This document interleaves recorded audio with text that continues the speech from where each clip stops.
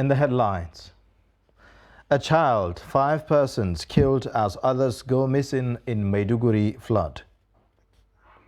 Court strikes out suit against varsity lecturers. TCN restores national grid hours after collapse. Away from Nigeria, 66 die in Bangladesh ferry disaster. Hello and welcome to Trust News Update. I am Ayuba Ilya. Thank you for joining.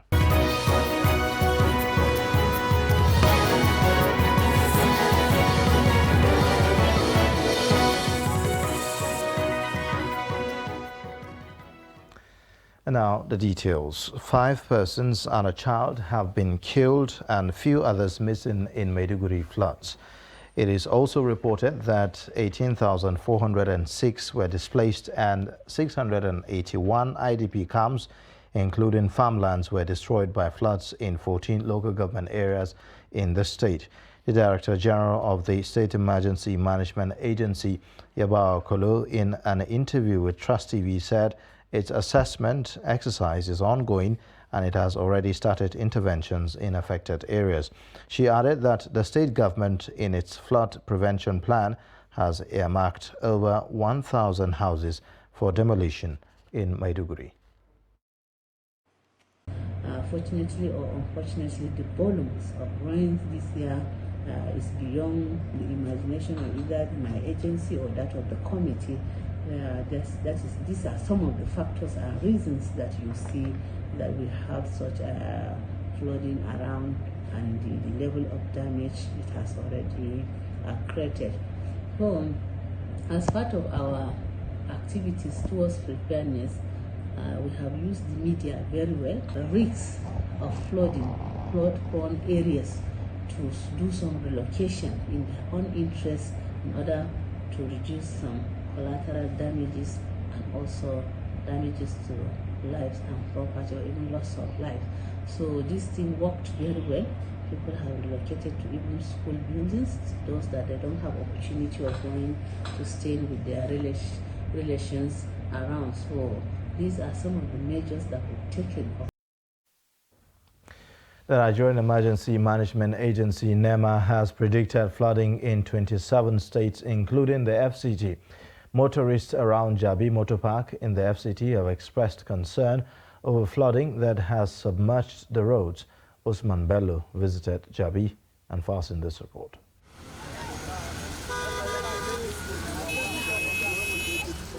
This is Jabi Motor Park, one of the major interstate travel parks in Nigeria's FCT. This very busy road that connects Jabi to Utako Market and Uye in Abuja has become a major worry for road users during the rainy season. Motorists say this road at the entrance of the park face annual flooding, but this year has worsened as a result of the illegal structures were demolished, which as a result blocked the waterways. So we are here since this road, as it is every day, now so they be every year when the rain started falling. So for this year, because of this demolition that happened here, all the drainage that we are this year, you don't block. Every year don't block. This place is spoiling our tire, and for a person like me, my tire is bought like 2 for that route.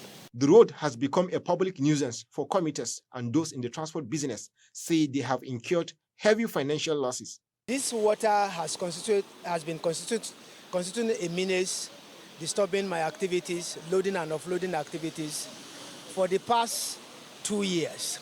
As we are seeing, it is not the excess damper that constituted this water.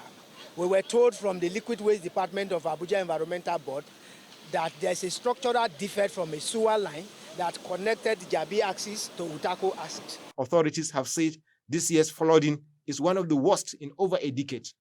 Lives and properties have been lost, with thousands displaced in some parts of the country. Usman Bello, Trust TV News, Abuja. Moving on to political matters, the All Progressives Congress APC Presidential Campaign Council on Tuesday said it has postponed the kickoff of its campaigns earlier slated for Wednesday.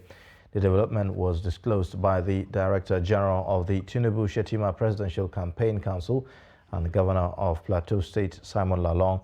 The statement said that the adjustment of the timetable followed the move to expand the campaign council list to accommodate more stakeholders.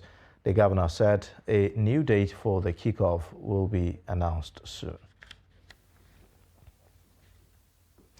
The National Industrial Court, Abuja, has struck out a suit instituted by one Umar Lawal, the president of the National Association of Nigerian Students, asking the Academic Staff Union of Universities to call off its 7-month-old strike and return to school.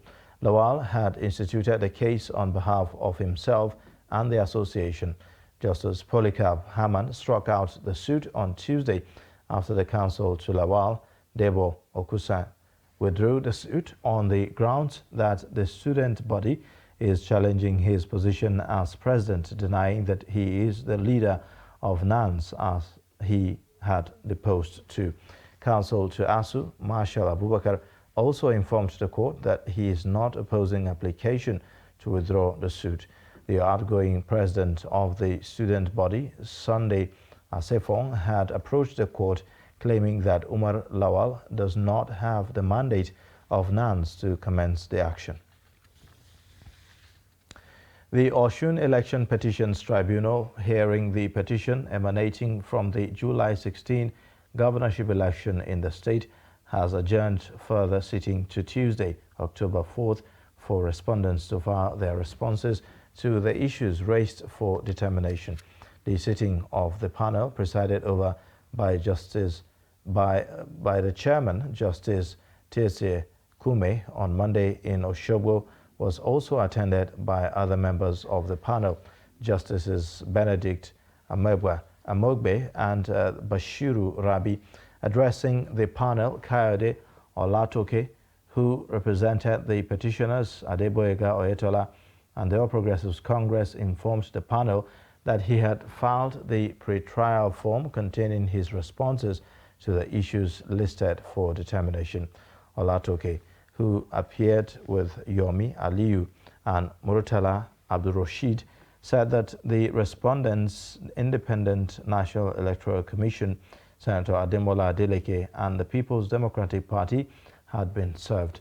In his ruling, Justice Kume adjourned the matter to Tuesday, October 4th, before which the respondents must have filed their pre-trial forms. The Economic and Financial Crimes Commission, EFCC, has described as false a report in some sections of the media that its case against a former spokesman of the People's Democratic Party, Olisa Metu, has been struck out. The anti-graft agency, in a statement on Monday by its spokesman, Wilson Owujaren, said that there is no pending case before the Federal High Court sitting in Abuja to warrant striking out of the same, as reported.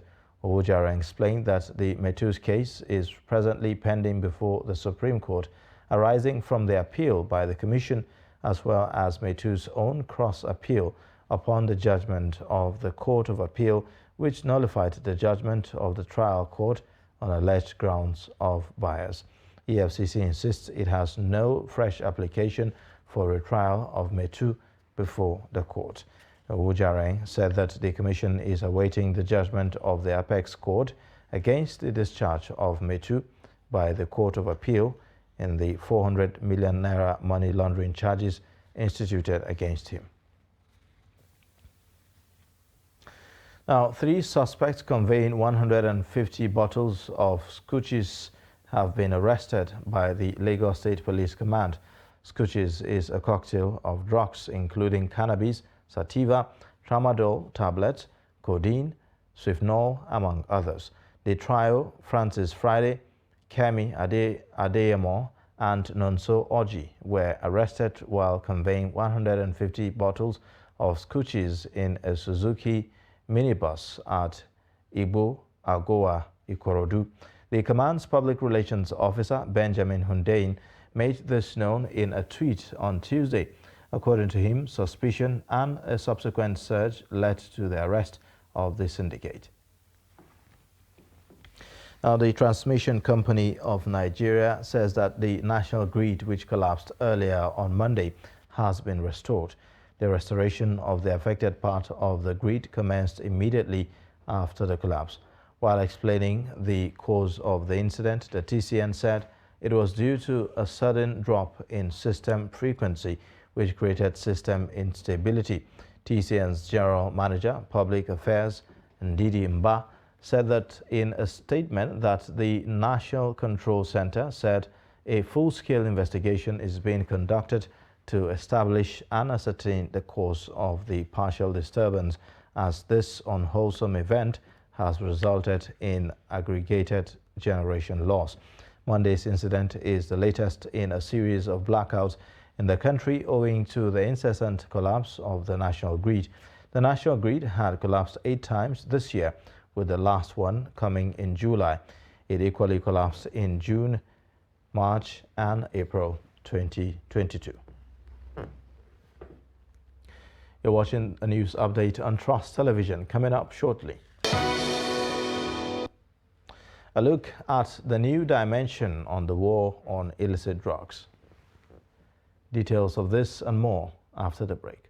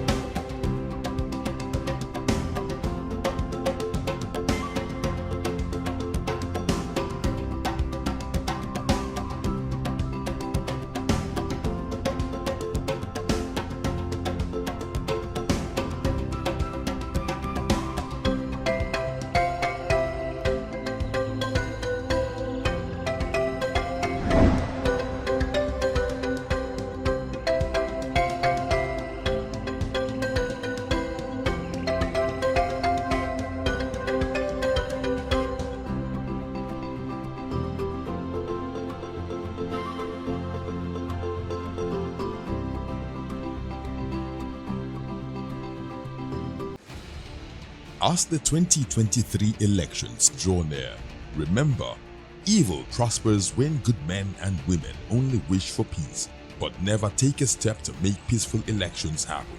Are you a father? Are you a mother? What are you saying to your children as elections approach? Have you warned them not to let themselves be used to cause violence? Have you explained to them what the consequences of electoral violence might be? Do your part to make peaceful elections happen. Talk to your children. Protect them from unscrupulous politicians who want to put them in harm's way, while their own children are comfortable at home, within and outside the country. Let's join hands to make 2023 elections peaceful. This message is from the National Orientation Agency, NOAA.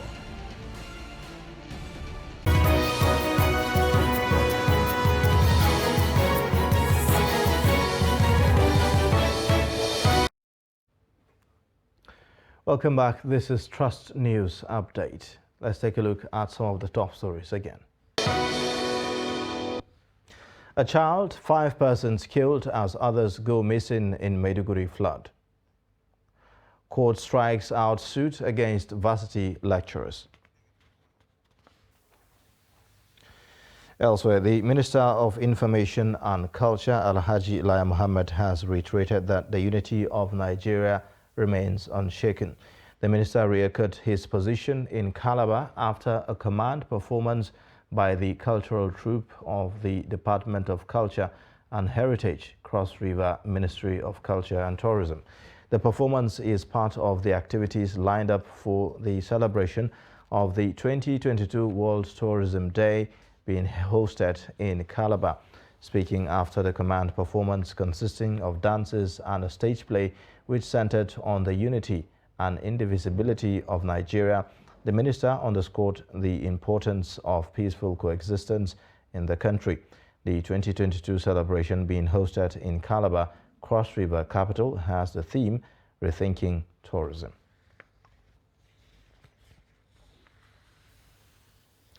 The Kogi State Ministry of Health has described as misleading and confusing a report of an outbreak of measles in the state. The viral online report stated that over 50 cases of measles were recorded in the state. In a statement, the Commissioner, Zekeri Usman, who expressed dissatisfaction with the report, described it as misinforming and erroneous. Zekeri advised residents and citizens of Kogi State to disregard the report of the purported outbreak of measles affecting 52 persons in the state by some electronic and print media. Now, away from Nigeria, authorities in Bangladesh have blamed overcrowding for the sinking of a ferry that has killed at least 66 people, with many passengers still missing 2 days after the disaster. At least 15 more people are still unaccounted for, said Deepakar Roy, a senior government official in the northern Panchgarh district, where the boat capsized on Sunday. A 5-member committee is investigating the accident, with initial reports suggesting that the boat was carrying nearly 3 times its capacity. The small boat, packed with Hindu devotees on their way to a popular temple, flipped over in the Karatoya River as onlookers watched in horror from the shore near border town in Panchgarh. Police said that while some of the passengers managed to swim ashore or were rescued, about 10 were still missing. Passengers said that more than 80 people were on board. Now, Tuesday is the final day of a ballot for Russian-held regions of Ukraine, which the government in Kyiv and its Western allies dismiss as a sham.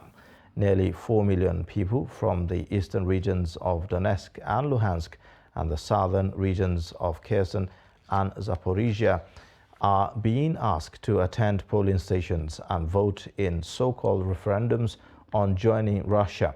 This follows 4 days of early voting, during which allegations of intimidation multiplied as election officials went house to house accompanied by armed guards.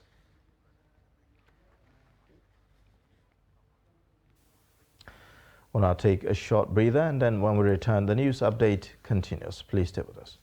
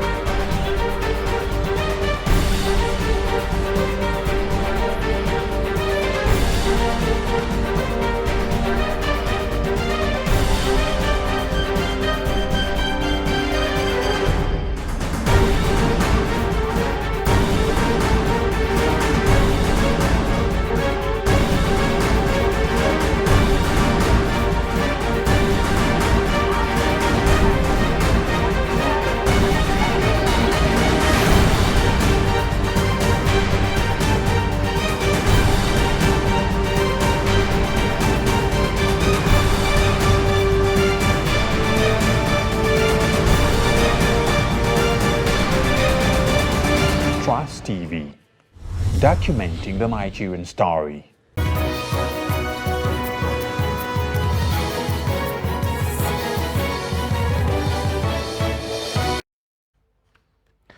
Welcome back. You're watching the news update on Trust Television. Now, moving on to sports, Chinese driver Zhou Guanyu will stay with the Alfa Romeo team for a second season in 2023. Team principal Frederic Vasseur said that the 23-year-old had impressed with his work ethic in his debut year after graduating from the Formula 2. Zhou has had a solid debut season, contributing 6 points of the 52 the team have collected to put them sixth in the Constructors' Championship with 6 races remaining. He has qualified on average just under 0.4 seconds, a lap slower than his teammate, the former Mercedes driver Valtteri Bottas. Dutch cyclist Mathieu van der Poel has pleaded guilty to assaulting 2 teenage girls in Sydney, Australia, the night before the Men's World Championship road race. The rider was charged with 2 counts of common assault and fined $1,500 Australian dollars after a confrontation with the girls aged 13 and 14. His lawyer said that he will appeal against the conviction but has been allowed to leave Australia after being handed back his passport. The International Basketball Federation launched an investigation on Tuesday after 2 Mali players were filmed fighting with each other after their team were eliminated from the Women's World Cup. The incident took place after Mali lost 68-81 to Serbia in their Group B clash in Sydney on Monday, their 4th straight defeat at the tournament. The fight between Salimato Koroma and Kamite Elizabeth broke out as Serbia's Sasa Kado was being interviewed in the mixed zone. Koroma was seen throwing punches at Dabo before other Mali players ran in to break the pair apart in front of a visibly shocked Kado. Mali is bottom of Group B with 4 points from 4 games and finished campaign against Canada later on Tuesday. They qualified for the tournament after African champions Nigeria pulled out, citing administrative difficulties around the sport in their country. The quarterfinals will take place on Thursday, followed by semi-finals on Friday and the final on Saturday. And that wraps up Trust News Update. You can watch more via all our social media platforms and also watch us live on YouTube. I am Ayuba. Thank you for watching. Bye for now.